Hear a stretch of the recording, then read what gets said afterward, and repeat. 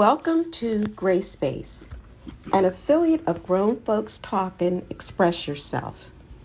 Here at Gray Space, we believe in a holistic approach to mental, physical, emotional, and spiritual health and well-being. Gray Space is a safe space to share information, share our personal experiences, and build community. Tonight we will begin, as we always do, with prayer. Lord, we thank you for this day and this moment. We pray that where hearts are troubled and souls are in torment, you will bring peace. Bring healing to those who are hurting.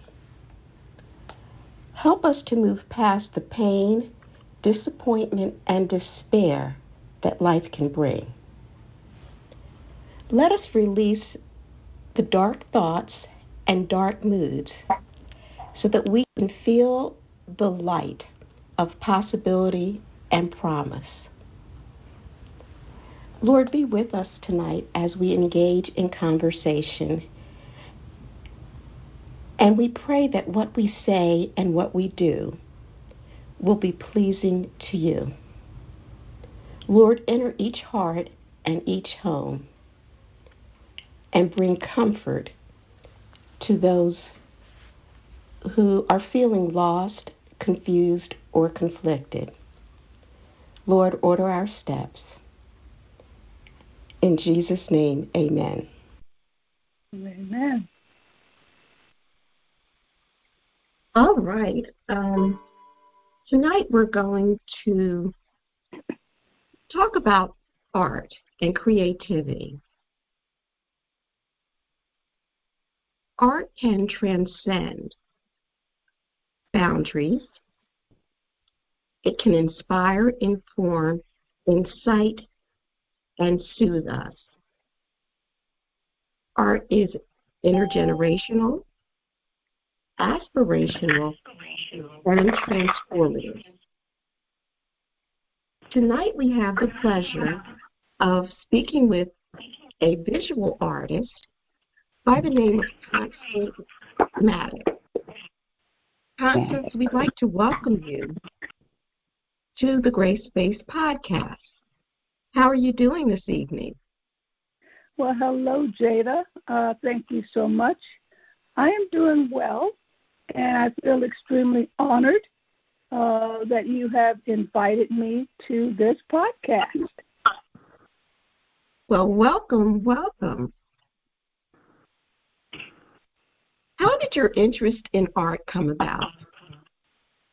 Wow, my interest in art, well, it goes way back. It started at a very early age. I grew up traveling as a military dependent. So every 2 to 4 years, I was in a new location, a new environment. My mom would purchase paint by number sets for me, and I used to love to build scale models. One of my earliest memories of learning how to draw, I think I must have been about 5 years old, and I learned how to draw an elephant. And I got in a whole lot of trouble for drawing elephants all over my little bedroom wall. And also, I drew elephants on the cover pages of the first little children's Bible that my mother had bought me. So art has been with me all of my life. The love of art and the process of recreating the beautiful things that the world and the beautiful things that I saw around me. Being creative and learning, teaching myself a lot of things in regards to art kind of kept me sane and kept me humble and kept me at peace with myself. As you know, if you're traveling, children traveling or being forced to travel, and move locations builds up anxieties. So getting involved with art was a way to ease my anxieties. What has your training and experience been like? Okay, my training, let's see. I am a retired art teacher, classified as a master art educator. I am a certified creative aging instructor and a certified creative classroom teacher. I have taught locally at independent schools in the DMV, which is D.C., Maryland, Virginia area for over 20 years. I received my BFA, Fine Art Photography from Wayne State University in Detroit, Michigan. And I have a MFA in Arts Administration from Savannah College of Art and Design, Savannah, Georgia.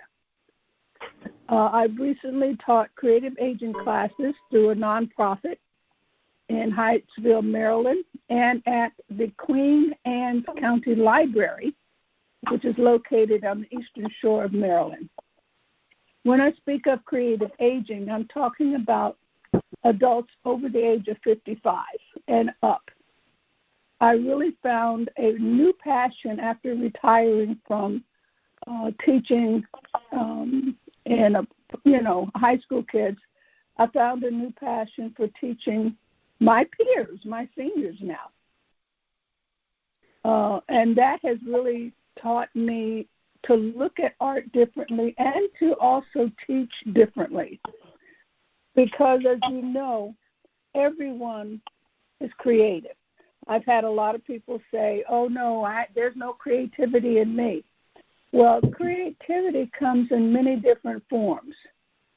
It could be painting, it can be drawing, it can be photography, and it's also writing, literary.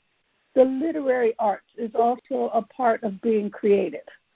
So I often tell my students or future students that they don't need to worry about, oh, I can't draw. It's not about having all of these technical skills. There are so many other ways in which you can be creative and enjoy the creative process.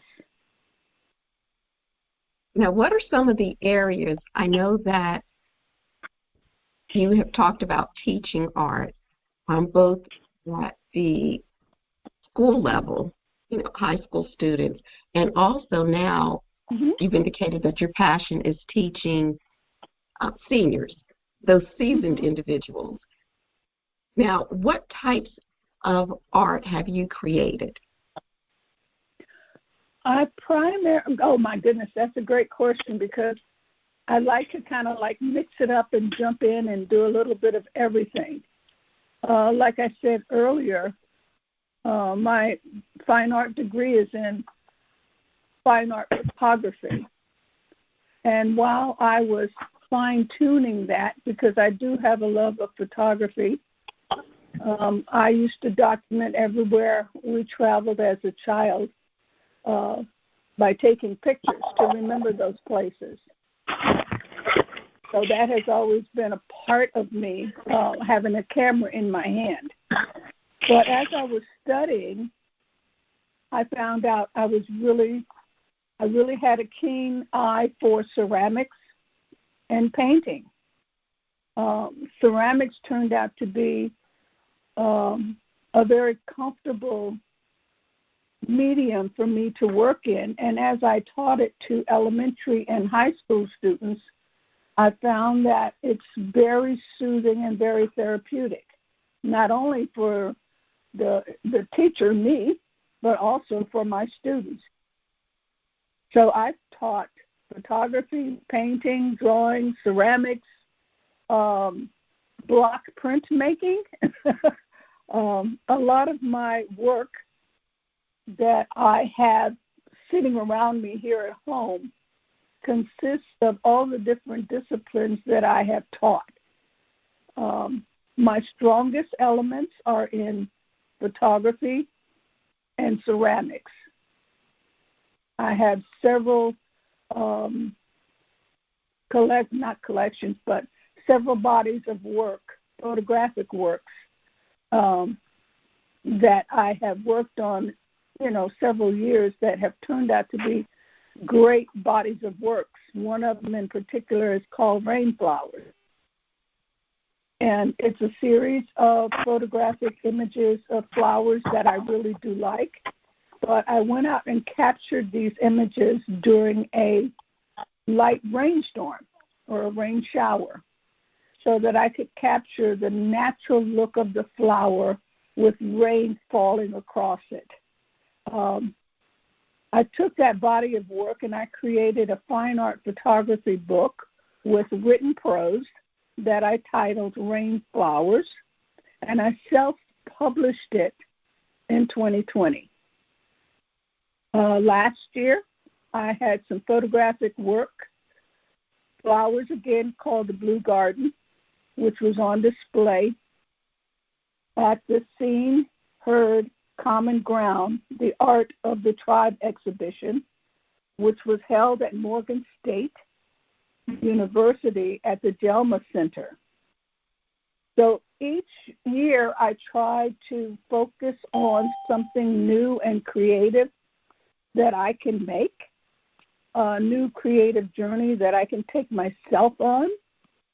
And if I happen to be teaching during this period of time, I try to incorporate my students in this process, giving them the opportunity to see art or to see their surroundings at a different perspective.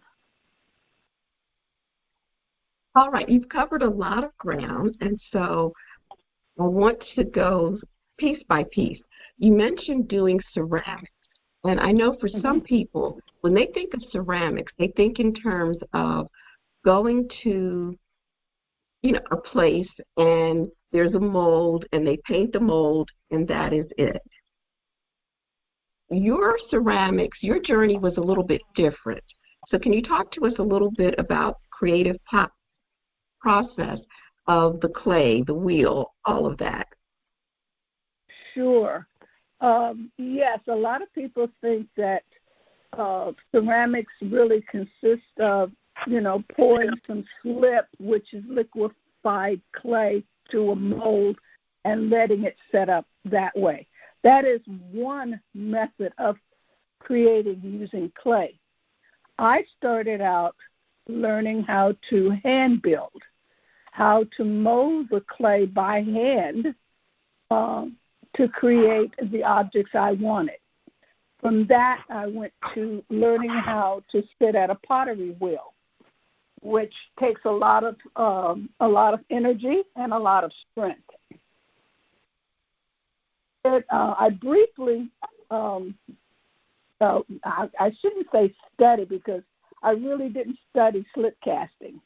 I had the opportunity to participate in slip casting when I lived in Hawaii, and that kind of sparked my interest in working in clay. And I held on to that kind of information as I moved away and, the years passed and I started to look at my future and how could I take my creative abilities and mold them into some way of making a living for myself.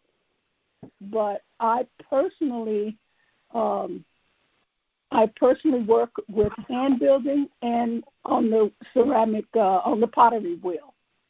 So those are the two different disciplines of ceramics that I work in, and I love them both.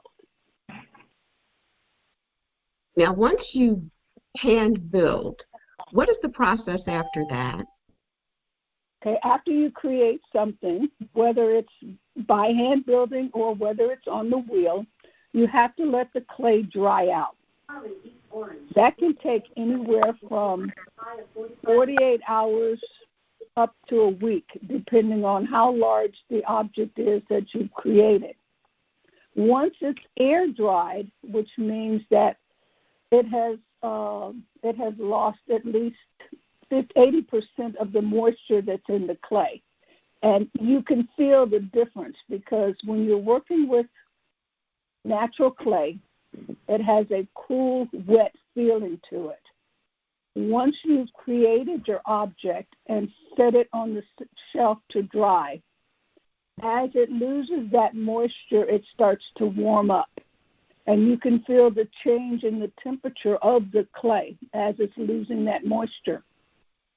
When it feels warm to the touch, that means the bottom, the sides, the inside. When it feels warm to the touch is when you place it inside the kiln, which is the clay oven, and you fire it. Now, there are several different types of clay you can use. You can use earthenware. You can use high fire, low fire. You can use porcelain. Porcelain is top of the line. And you really have to know what you're doing to use porcelain because porcelain can be very difficult to work with. Some of the most valuable works of art, ceramic works of art, are the items that are made with porcelain.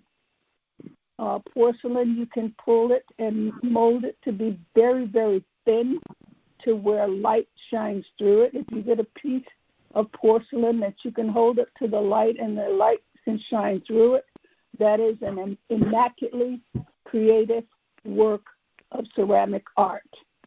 Usually something like that, and most of that goes back to the Chinese creation of working in porcelain, and those items, if you're fortunate enough to have something like that, can be very valuable. I myself, I use the ordinary, everyday earthenware clay, which to me helps me create and stay grounded in the earth. I find it suitable for the things that I'm creating and the items that I make, ranging from what I call my honey pots, which are large coiled pots, to my fairy houses or elf houses. I have a series of works that I did called the fairy houses, which came about as a project for my high school students. And everybody, they fell in love with it, and they really enjoyed making these little houses. They look like miniature trees. And the whole process is, I tell them, think about if you were an elf or a gnome or a fairy, and you lived out in the woods, and here's this cute little, house, tree trunk. How would you turn it into a house? So we had a lot of fun creating those items and letting the imagination just run free. I have a special kind of, I don't know if I could say, but I have a fondness of houses. So this was kind of something that I wanted to experiment, and I kind of started this experimentation with my students. Shelter. What would you need if you lived in a house made out of a tree trunk in the woods? How would you create a safe shelter from something like that? So they really got into the project, enjoyed them, and they came out really beautiful and absolutely fascinating. I had the pleasure of introducing this type of a project when I taught ceramics to seniors a couple of years ago. And they were just tickled pink to get their hands in the clay and learn how to do these things. We also did teapots, functional teapots, where they could actually pour some hot water into it and steep tea and be able to drink it. So I guess I got kind of carried away talking about ceramics. No, that's okay. That's what I want us to be able to share and talk. And I wanted to understand your process and give you an opportunity to talk about some of the different things that you've done in creating and expressing your creative side. A lot of times for me, all it takes is to just let my imagination kind of run free. I might be looking at a movie or something and see something, an element in that particular movie, something in the background of that movie, or be it sitting behind the character in the movie that can spark an idea for me to be creative. It's not always cut and dry, so to speak. It comes and it goes. I can be, walking down the street and see the cherry blossoms on the trees. And there's a certain way I see it, and I take a photograph of it, and I've had people say, well, how did you see that? I mean, I can't really fully explain how I see it. It's just a way of looking at the world with a different perspective and being able to let your imagination, reign freely to where you could see, well, okay, if I put this line over here, what's going to happen? Or if I stand below this tree and look straight up towards this branch up at the top, what kind of photograph am I going to get? Learning to see is one of the major elements of learning to be creative. Learning to see. Don't take everything that you see, like, okay, that's just a tree with some flowers on it, or that's just a flower growing up out of the dirt. Learn to see it in a different perspective. And I think that is the key to opening up your imagination. And just being able to experience life from a different perspective. Mm-hmm. Yes. I happen to have a copy of Rainflowers, and it is a beautiful. Now, you described it as an art book. Yes. And it has a fine art book, yes. And it has beautiful photographs, but also some written words to complement the photos. And what inspired you to create Rainflowers? I was coming out of the entrance to my complex, my apartment building, I should say, and it was raining. And I just happened to have a little small compact camera with me, and something my cousin had given me, I think, a few months before.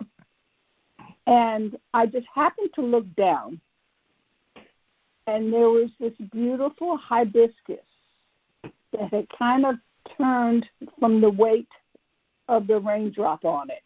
And it just struck me as a beautiful image.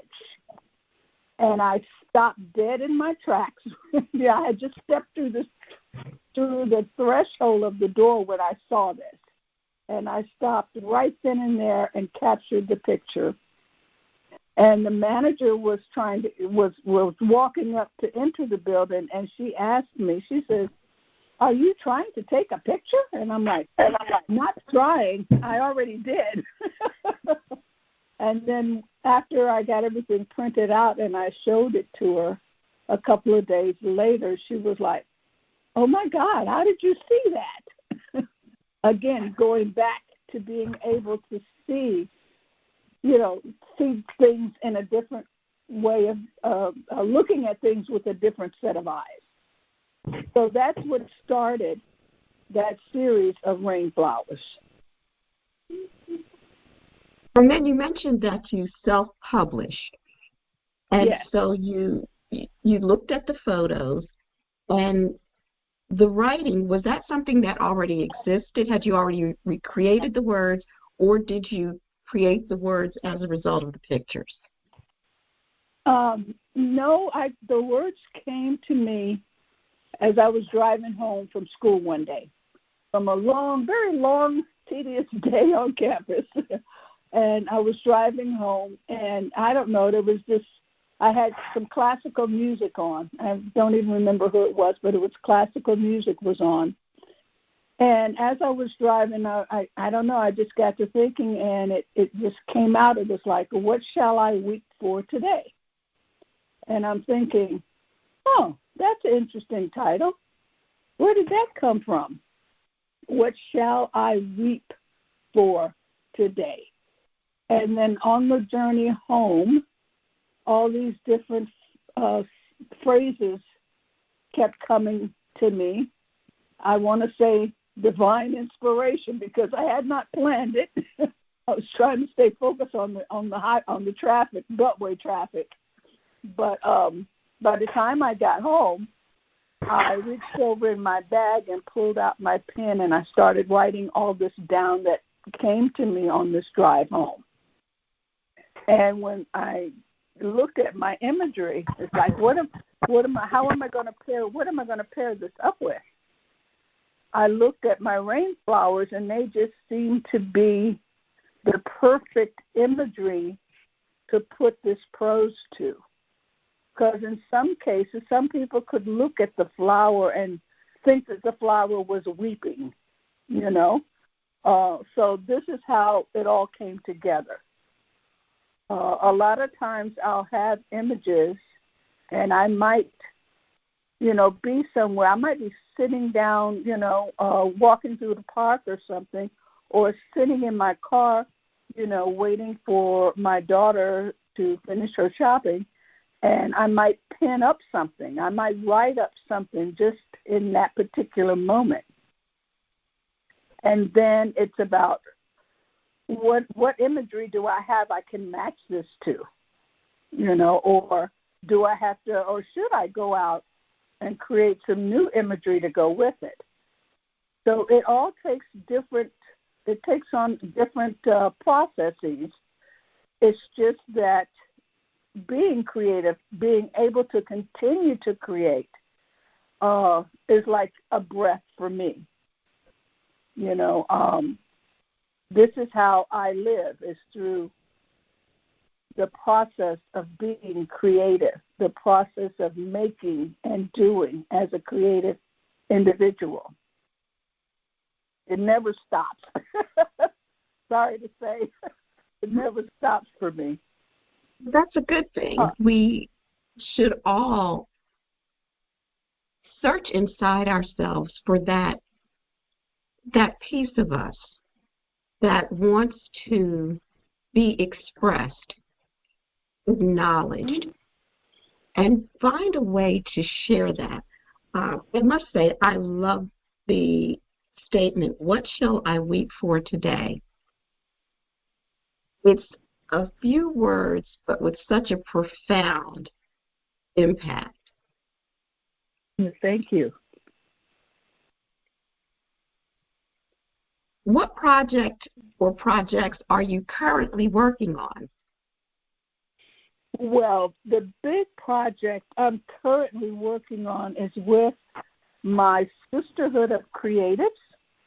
It's called Tribe 55 Plus, and it consists of one of my students, Miss Stacy Cruz, and another creative, a literary creative by the name of Debra Clausen. We are a Sisterhood of Creatives, and we have a big event coming up on the 24th of April at the Morgan State Museum, James L. Lewis Museum of Art at Morgan State, where we had our exhibition last year. This will be, we've got this titled A Convening of Black Women Artists and Writers. A Convening of Black Women Artists and Writers. We're doing 2 workshops, one visual art and one art. I will be leading participants through a project called a Narrative Abstract, where I will be guiding them through the process of creating an abstract that displays something meaningful to them. So this is very open-ended. They don't need to know how to draw. They're going to be putting elements and shapes together in a creative manner to create a work of art. So that is the biggest project I have coming up very soon. And then I'm still working on, my own little projects here and there. I want to put together another fine art photo book with the images from my Blue Garden series. I just haven't gotten all the wording I want to use with it together, but it'll be another self-published small fine arts book. And I'm also hoping to get back to teaching online in the very near future, in person and online, if we can find space available. Now, you mentioned the project coming up. You said it's titled A Convening of Black Women Artists and Writers. And can you talk to us a little bit about Black women artists? Okay. Well, the three of us, that's Stacy, Debra, and myself, we got to thinking about how Black women are usually the last ones on the ladder, on the last rung of the ladder, especially as you start to get older. And they have a tendency to like, oh, she's just a little old lady, just let her sit over there in the corner. Well, we don't feel that way, We feel like using art, being able to be creative, whether it's writing, whether it's art, whether it's gardening, keeps you alive. It keeps you moving forward. It keeps you wanting to stay healthy and stay vibrant. So this is why we chose to focus at this time on Black women over the age of 55, our seniors, our peers, to motivate them to trying something new and exciting in their lives. During my online teaching, I've had several, my classes were all inclusive. I had women from many different ethnicities and races. And the one thing that kept resounding through our classes was, this is so helpful. I never thought I could do this. I am so glad I took your class. This really gives me a reason to get up in the morning, or this gives me a reason to want to try something new. And at the end of each session, because most of them were like 10 weeks, at the end of each session, they wanted to know, what are you going to be teaching next? This really, I am really interested in learning more. And through the creation of these different artworks, we started out in collage. We went from collaging to painting miniatures, to painting landscapes, to creating artwork that speaks to social awareness. So we covered a lot of things, and each and every one of them, these participants always felt like they accomplished more than just learning about art. They learned about themselves. They learned about their capabilities. They learned that, hey, I'm not ready to slow down and just sit in a rocking chair. So this is one of the reasons why we're focused on women, Black women especially, over 55. Even though, we have some artists, some older women who are artists out in the art world. We don't have enough of them. The commercial art world is very male-focused. You have to know somebody to get anybody to look at your work. Or, like I heard one curator said, they're not interested in hobbyists. You know, you have to have a studio. You have to be working in a space that's dedicated to art. You have to be selling your artwork. For a lot of these curators and gallery owners to even want to take the time to look at you, you have to be, nowadays you have to be online. You have to have your portfolio posted online so the whole wide world can see you. And if you don't have that, you know, they don't really consider you an artist. You know, you're not hitting all the buttons and hitting all the buttons and ringing all the bells to draw attention to yourself. But I don't see that as being really truthful. Yes, I would love to sell more of my artwork. It's just that I haven't had the time or the finances to get all of that stuff lined up for me because I've been too busy working for a living and trying to keep a roof over my head. So not all of us have walked down that easy path. Especially when you get to 55, 65, 70, you know, you're looking back and you're saying, oh, I should have did this and I didn't. Now what do I do? Well, this convening, we're hoping that this convening will bring some joy to our peers, to show them that life is not over yet, that they still have a lot to offer to society, and hopefully raise the level of their commitment to their own personal art making. And also, I was just going to say, and when we are not welcome in certain spaces, we have to create our own spaces.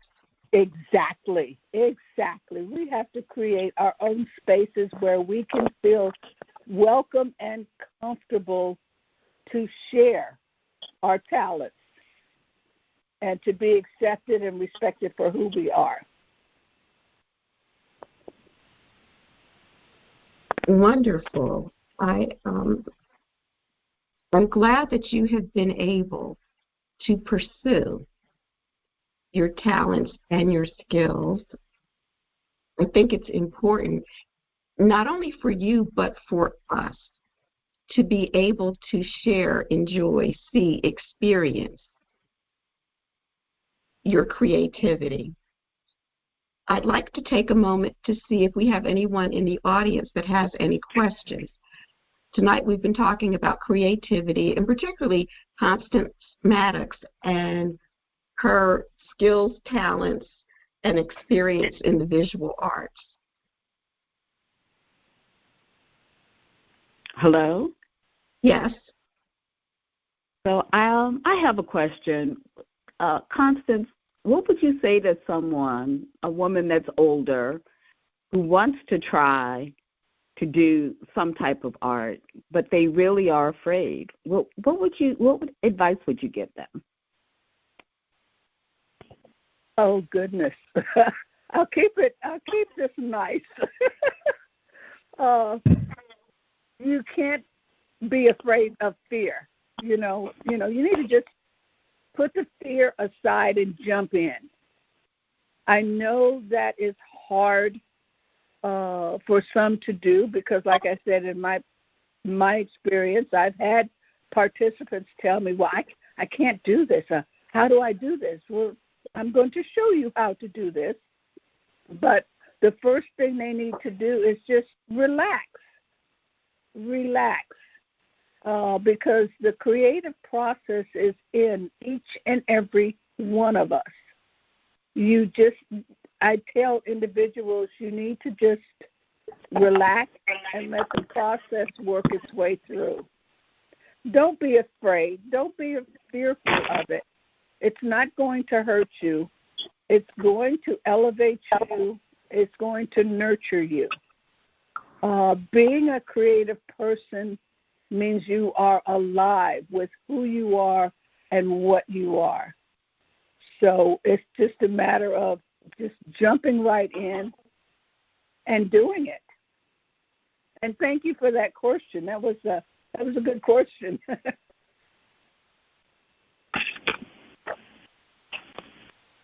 Thank you. I'm going to try to take your advice.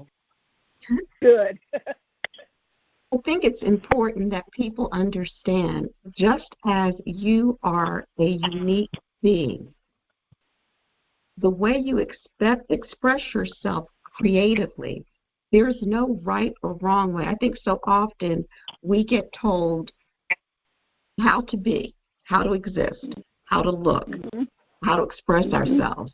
And so the idea of freely creating can feel uncomfortable and foreign to us. If I don't draw the elephant the way you did, then does that mean my elephant is bad? No, it just means it's my elephant. That's right. That's exactly right. And like you said, Jada, there is no right or there is no wrong. Many a times I've said this to my participants in my classes. You know, whatever way you want to put that mark on that paper, whatever way you want to express your feelings about this subject, that's your feelings. You have a right to those feelings. There is no right and there is no wrong. All I want you to do, or all that I'm trying to help you do, is to let your creativity flow freely and for you to enjoy the process. Permission to speak? Yes, welcome. I'm sorry that I came in kind of late, but I just want to ask you a question, Jada, real quick before I make any comments, or if I'm going to make any comments at all. I just want to know, is this still a PG show? Well, we are adults, okay, and we are open to conversation. It is a safe space. I don't want to turn it into something else that I ain't supposed to be listening to what I'm listening to. Are we talking about modeling? Are we talking about modeling? Like anyone? Or I didn't catch what it was really all about, but from what I was listening, it sounds like we're talking about just being a model, right? No, we're talking about creative art. So Constance worked in ceramics. She worked in painting. She worked in photography. And just creating art at a certain age. Okay. So photography is my area. That's for sure. Yes. For 40 years, so. I'm talking about being a model, like getting up on the table and taking the towel off and just while somebody paints you. That sounded like to me. Wait, that can be part of the art that we're talking about. Yes, we'll have to save that conversation for a different show. That's why I said I didn't want to make no comments. That's what I asked. Was it a rated PG show? I didn't want to something ain't supposed to be.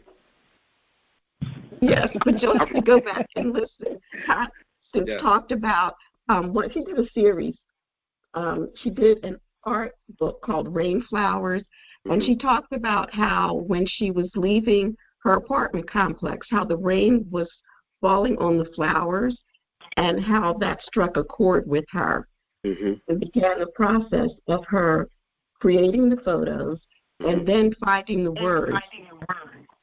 And the key word was, because the flowers have raindrops falling, and the bloom is weighted by rain. And she wrote, "What shall I weep for today?" And that kind of started the process. She's a little bit better thinker than me.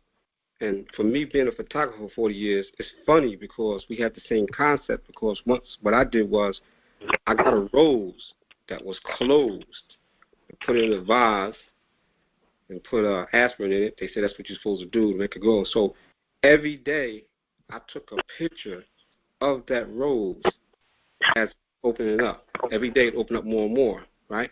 So when it got to it was all the way open, which had to be about 10 or 12 pictures, I sprayed it with a spray bottle with water. And then I stood there and I waited to catch the drip coming off the rose to stop the drip in midair. I'm quite sure she can appreciate what I'm saying and what I'm talking about. And when I tell you, when I put them together, you put them together at the end of your paper, and when you flick them back, you can see the rose opening up every day and then the water dripping off of it. Yes, Wow. sir. I do understand exactly what you're talking about. Those are what you're talking about is creating a flip book, and I've done that with high school students. Yes. You must realize that photography, there are multiple genres in photography. I like doing still life photography. I have worked with models, but I prefer working alone. I prefer working with inanimate objects. You know, that's just me. I've done weddings. I've done that whole genre of photography. And I just enjoy getting out in nature and walking up on something unique and beautiful. I want viewers, people who see my work, I want my work to stop them in their tracks and for them to say, oh, my God, that's beautiful. I mean, that can be done with inanimate objects. That can be done with portraiture work. That can be done with models. It all depends on the photographer, artist that's creating the work. Understood, and you're correct, because I have a lot of pictures that I took out of the country. I've been in 27 different countries, and I took a lot of pictures of objects like you were talking about, but most of all, I took pictures of like the sunset and the sunrise. And so, yes, I know exactly what you're talking about. Been through the whole field myself with the photography thing, so it's a beautiful thing. Mm-hmm. And I rest, Jay. Just wanted to ask you, and I will go back. We'll listen to the beginning. Sorry. Thank you so much for chiming in. Do we have any other questions or comments?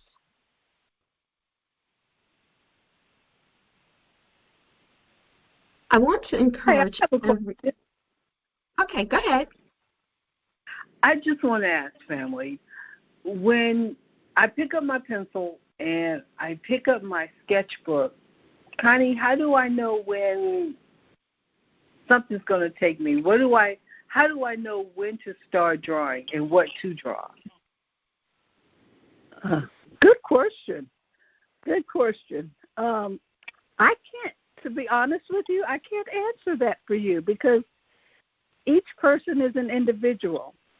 Even if you just pick up that pencil and that sketchbook and draw a line from the left side to the right side, you never know where that line's going to take you. The only thing I ask that you do is to relax and not give it up. Maybe that line wants to take you back in the opposite direction. Maybe that line wants to have you turn it into a circle or a curve or a swirl. Just let it take you where it wants to take you. And so I've just been thinking about it too much. Just stop thinking and just do it. Just do it. Don't overthink it. That's what we as human beings, especially in this society that we're living in, the way the world is, we are always overthinking. Don't overthink it. Just go with the flow, as they say. Let's be free and loose and let that line take you all over that page. Let the line take, as I like to say, let the line take you on a journey. Okay, on that so piece even of if paper. it's just doodling on the whole page, as long as I've accomplished something. That's it. That doodling is accomplishing something. You are releasing your creativity as you're doodling. So don't think it has to be, the Taj Mahal masterpiece. It doesn't. It can be doodles. If you ever get a chance to look at, especially individuals, especially cartoonists, they doodle all the time. They can take a line, and you've seen some of these in commercials on the television, where they start out at this line comes across, and then all of a sudden the line turns into the shape of a person or the shape of a dog, and it just moves along the page, and it's creating all these shapes as it's going. That is an exercise in freeing up your creativity and just to relax and have fun with it. That was an excellent question. Thank you. All right. Do we have any other questions or comments?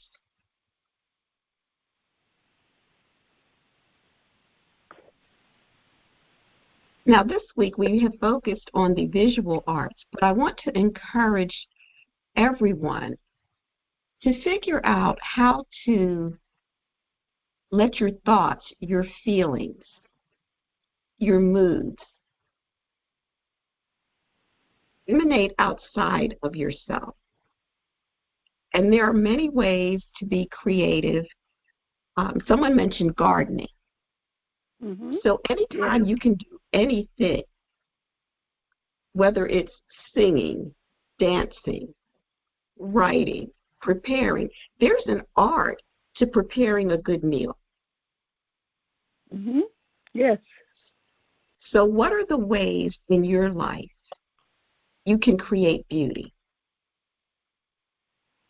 What are the ways you can express yourself? Through movement, through words, through creating objects. Whether that's sculpture, textile, knitting, crocheting. Mm-hmm. There are so many ways, and there are feelings and emotions and thoughts inside of you that need to be released. And don't censor yourself. Your line is your line. Your circle is your circle. Your movements are yours. So feel free to sing your own song, to create in your own way. Yes. And allow your soul to be nourished by who you are, your experiences,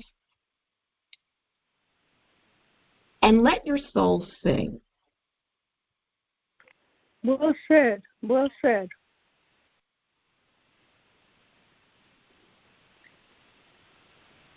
Exodus 35:35 says, He has filled them with skill to do all kinds of work, as engravers, designers, embroiderers in blue, purple, and scarlet thread and fine linen, and weavers, all of them skilled workers and designers.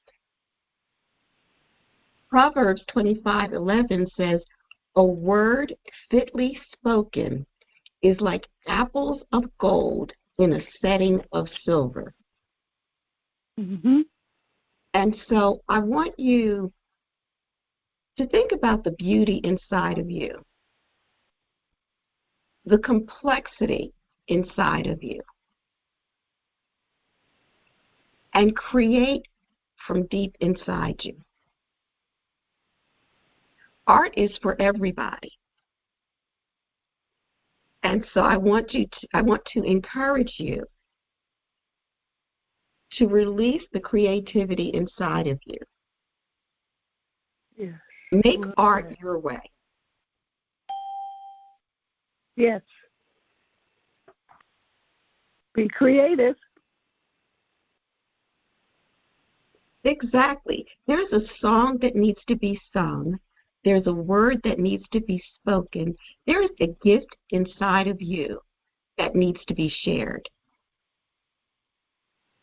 And feel free to be free. There's no one else like you. Even if you've had shared experiences with other people, each of us live our lives individually while we are existing collectively.